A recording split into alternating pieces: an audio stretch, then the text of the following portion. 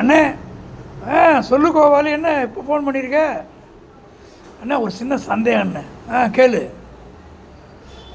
சின்ன குழந்தைகள்லாம் அண்ணே ஒரு நடிகரை அவ்வளோ தூரம் நேசிக்கிறாங்களே, இது எப்படிண்ணே சாத்தியமாகுது கோபாலு? இதுக்கான முக்கிய காரணம் என்னென்னா, ஹீரோவாக இருக்கிறவங்க சில நேரங்களில் காமெடியாக நடிக்கும்போது குழந்தைகள் வந்து விரும்பி சிரிப்பாங்க, அவங்களுக்கு பிடிச்சி போகும்.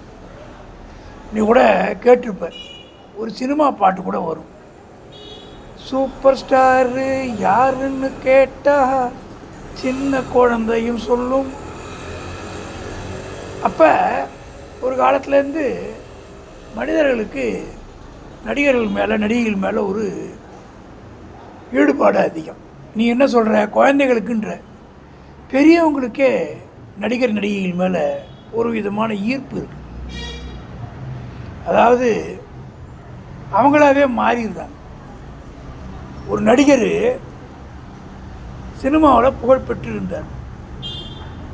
அவர்கிட்ட அவர் நடித்த படத்தில் வில்லனாக இருந்த ஒருத்தர் காரில் போகிறார். அப்போ சில பேர் அவரை பார்த்து, நீங்கள் ஏன் எங்கள் அண்ணனை அடிக்கிறீங்க அப்படின்னு கேட்குறாங்க.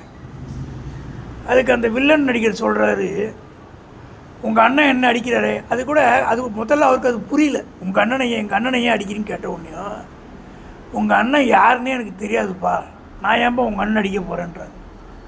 அப்போ அவங்க சொல்கிறாங்க, இந்த சினிமாவில் நடிக்கிறாரு, அவரை நீங்கள் அடிக்கிறீங்களே, இது சரியா அப்படின்னு கேட்குறாங்க. உடனே அவர் கேட்குறாரு, அவர் என்ன அடிக்கிறாரப்பா சினிமாவில், அவர் அடிக்கலாம், ஆனால் நீங்கள் அடிக்கக்கூடாது அப்படின்றாங்க. உடனே அவர் இனிமேல் நான் அடிக்கலைன்ன உடனே அவர் ஒரு வாழ்த்து சொல்லி அனுப்புகிறாங்க. இது என்ன கணக்குன்னு கேட்டேன்னா கோபாலு, அந்த பாத்திரமாகவே மாறிடுறாங்க.